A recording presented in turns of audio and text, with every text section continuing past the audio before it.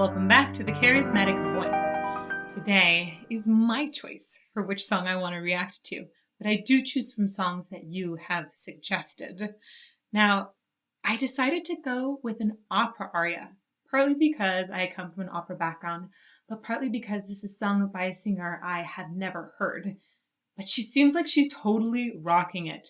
Her name is Patricia Janečková, and she's going to be singing the Doll Aria from the Tales of Hoffmann.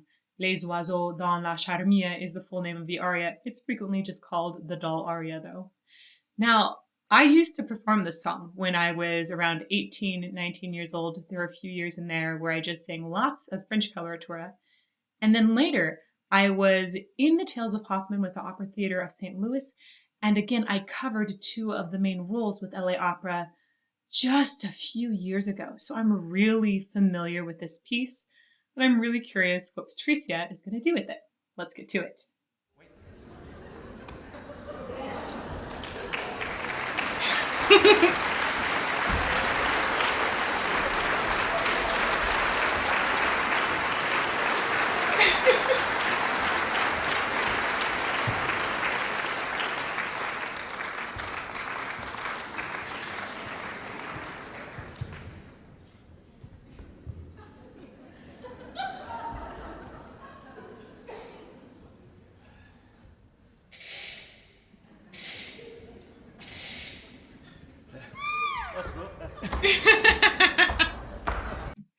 Okay, so for those of you that don't know what's happening right now, Olympia is the role that Patricia is playing. Olympia is a mechanical doll, and I think that the other gentleman, I think his name is Spallanzani, he essentially created the doll. So if you've seen Ex Machina, this is like Ava and Nathan. And sometimes the doll runs out of energy and she has to be wound up to work. In the orchestra, they play a ratchet, and on stage, somebody pretends like the doll has some sort of something that they can turn in the back to help her get going again.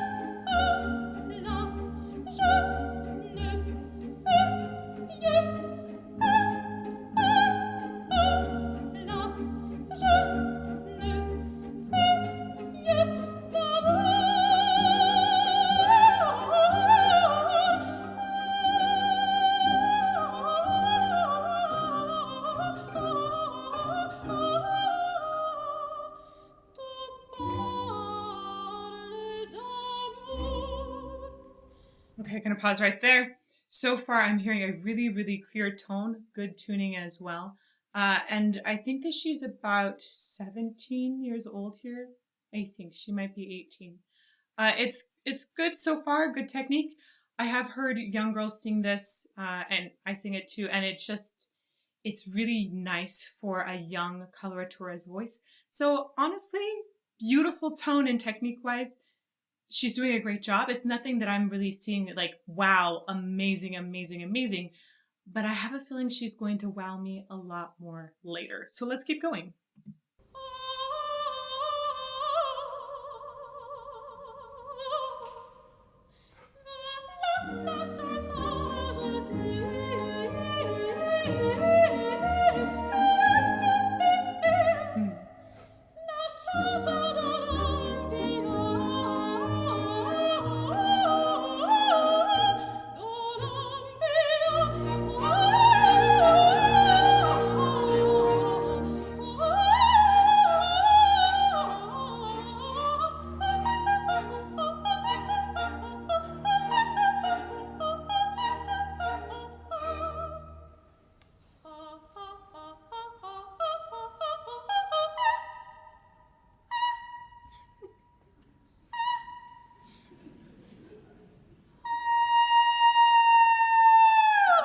Oh, let him wind her up first.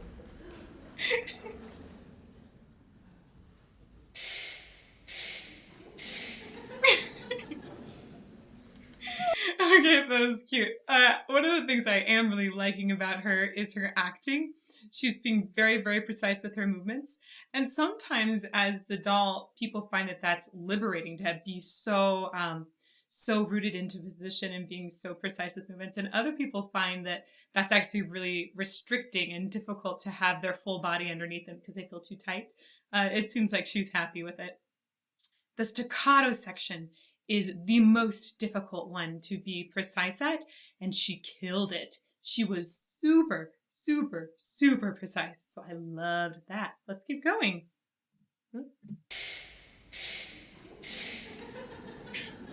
The smile.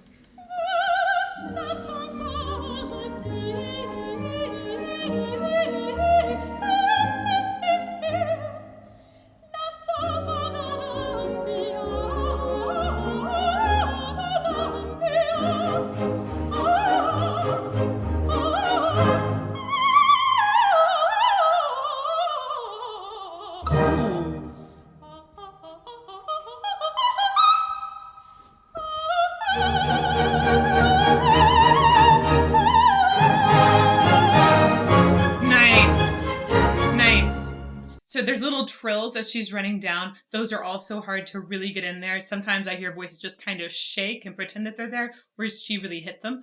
And I believe she's doing it. Yep, she's doing it in the original key. So that was a high E flat at the end.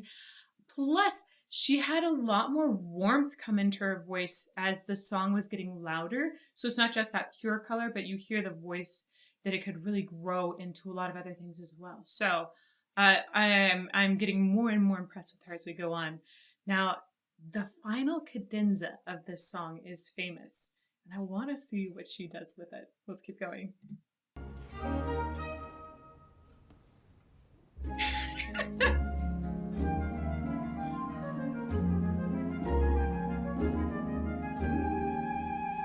Oh my goodness, with the eye flutter.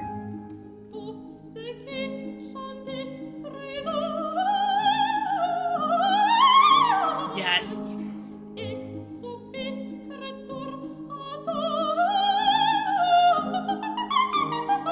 Oh, that's like one of the hardest things, to do that line legato and then come back and do really fast staccato on it. Whoa, that's tough. I remember doing that one. That particular line was one of the ones I never could really nail as well. She just did it brilliantly. Let's hear it one more time. Guys, that's really, really tough.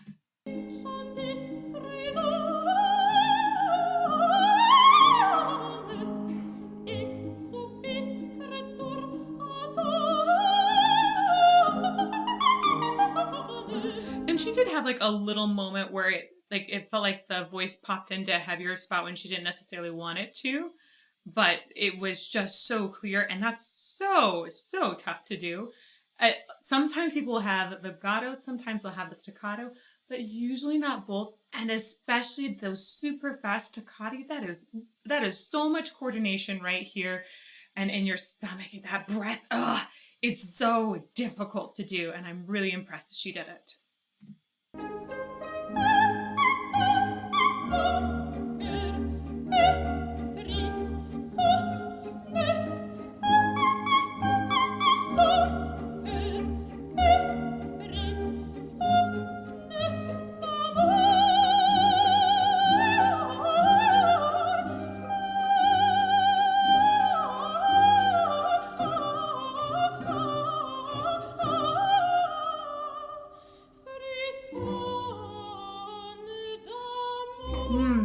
I also love her timing with the orchestra. She's being really precise, and it's really easy in this to get out of tempo a little bit with orchestra at a couple points. She did a really, really good job there. She even has grace notes that are perfectly in time.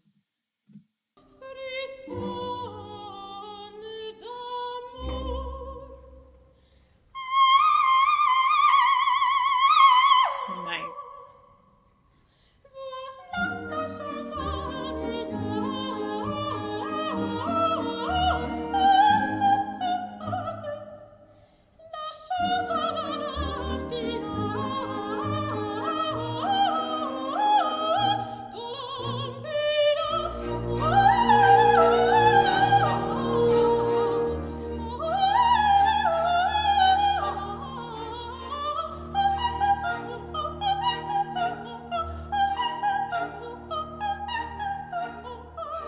So that part, let's pause you actually. Sorry. That part where she does the staccato again at the end, you could hear there was one in there that was a teensy bit off, but really super precise, especially for her age. It is actually very, very precise. And I'm hearing some warmth in the tone that you don't usually hear out of girls her age as well. It lets her have a little more carrying power. And it's surprising that she keeps that warmth in the tone all the way to the top. So it sounds like her voice is more of one fluid register rather than having some of the gear shifts that many other people's voices do have. I'm going to go back and keep going.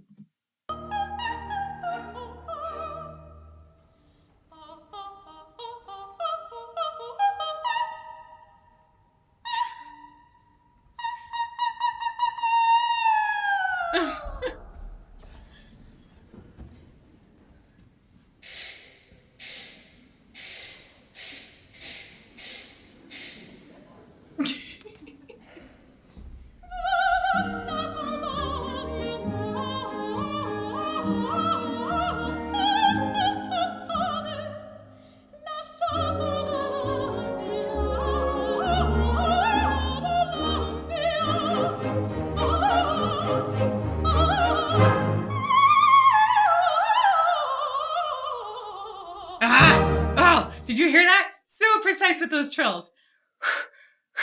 Okay, we're going to go back and catch that one more time. And also listen to the way she does keep that beautiful tone quality in all of her registers. I'm really enjoying that more and more and more. Okay, back a little bit.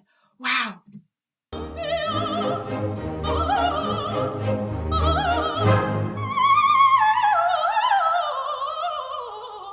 Wow.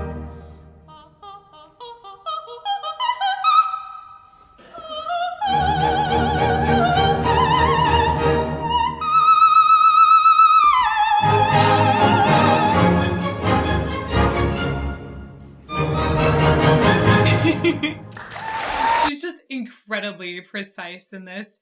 I'm going to go back one more time to catch this cadenza again.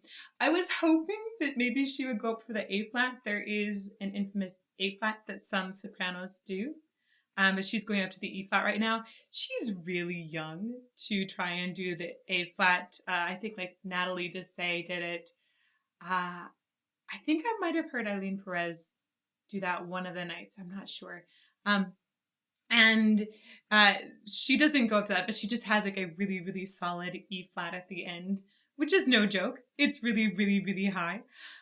And on top of that, you can see, I want to point out the way her mouth is moving when she's working on staccato. A lot of times when sopranos get above the staff, a lot of different shapes help reach those notes. But you don't usually see a young girl knowing how to modify her vowels, at least not at her age. So it shows a lot of maturity in her vocal training, which is cool. But she also doesn't move her mouth much during the trills on the way down. That's all articulated with her diaphragm and larynx, and it doesn't have much mouth movement at all to help out. Okay, let's go back a little bit. Oh yeah, let's go back a little bit. So this part won't have much mouth movement. So you can see the mouth movement just at the very, very top of it. We'll go back. And that's when it's up way above the staff, and doing some more vowel modification really helps. So one more time. And you see then there's less on the way down. Did you notice when she started that at the bottom, not much mouth movement, and then she modifies really, really well for those top notes.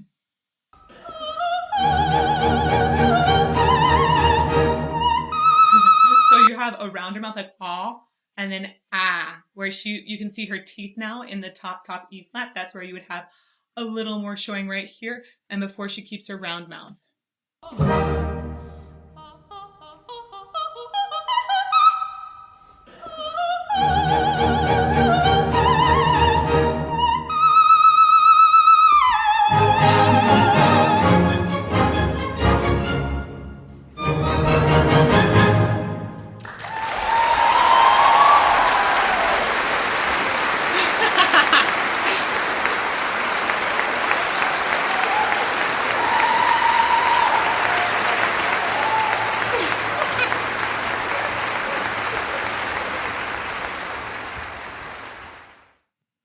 So what impressed me most about that performance probably isn't the same thing that impressed most of you.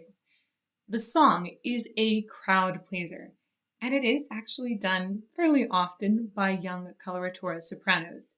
Beyond that, Patricia did some things which were incredible. There were three that impressed me most. First of all, she was extremely precise. Her staccati in particular were very precise, and that is very, very difficult to get right in this song. Also, she had beautiful tone quality throughout her range, all the way from the lows to the highs. It seemed like it was very continuous. There weren't moments when it popped out or changed, and it had a lot of warmth and roundness to it, which is unusual for her age and for the voice type as well. And then the third thing I loved was her acting. Most girls will get the various movements for calling and doll movement pretty well. But she added things like fluttering eyelids. She added a lot more hilarious character to the doll, as if she had an emotional understanding of a mechanical doll, which shows so much maturity and thoughtfulness. Really, really enjoyed that. And guys, thank you so much for the few of you that recommended this song. It's so fun to do opera on this channel. Thank you so much for indulging me in that. I hope that you will continue to make recommendations down below and also make some recommendations in my Patreon. It is now open. I am on Discord every day, and we have scheduled times on Discord as well to chat. So say hello there and come and say hello to me in live chat on Mondays and Fridays at 8 a.m. Arizona time. And if you want to learn more about how to sing, really understand what's going on in here, you should check out my course on vocal foundations called Demystifying Singing. I hope to see you somewhere soon. Thanks.